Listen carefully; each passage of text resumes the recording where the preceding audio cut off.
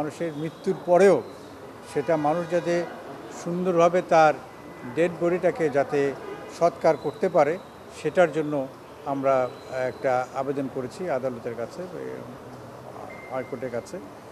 এবং এটা হচ্ছে যে আমাদের দেশে যারা, যেহেতু এটা মুসলিম প্রধান একটা দেশ বিশেষ করে, এবং এটা নারীদের, মুসলমান যারা নারী যারা মৃত্যুর পরে যাতে মহিলা ডক্টর এবং মহিলা যারা অ্যাটেন্ডেন্ট আছেন প্যারামেডিক্সের, তারা যাতে মহিলাদের ব্যাপারে যত্ন নিতে পারে, তাদেরকে অ্যাটেন্ড করতে পারে, তাদের অটোপসি করতে পারে, এবং তাদের প্যারামেডিক্সের যাতে মহিলারা যাতে এটা ওনাদের সেই কাজটা করতে পারে সেটার জন্য আমরা একটা নির্দেশনা চেয়েছি, রুল চেয়েছি।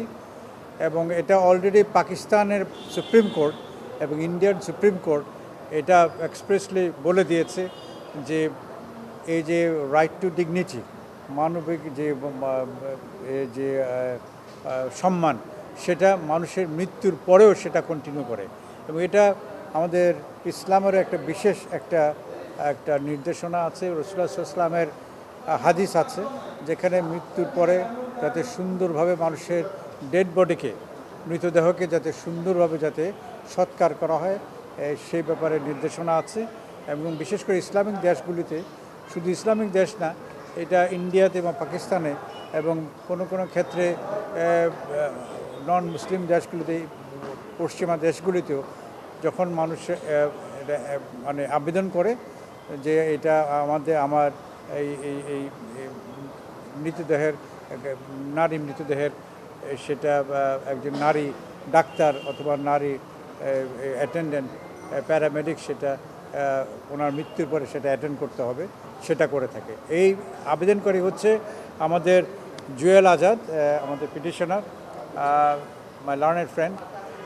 খুব সুন্দর একটা ব্রিড করেছে।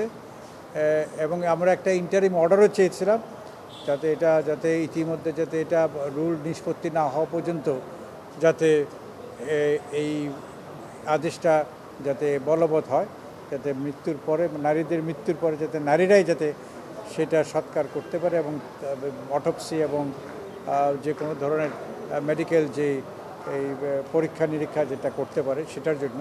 রেসপন্ডেন্টের উপরে এটা রুল তো ইস্যু হলো, তো রেসপন্ডেন্টের যে সরকার কি বলে, লজিস্টিকের ব্যাপারে কি বলে এবং তারা কেন এটা, মানে তাদের উত্তরটা আমরা দেখি কি হয়। আমরা খুব তাড়াতাড়ি এটা শেষ করার জন্য চেষ্টা করব।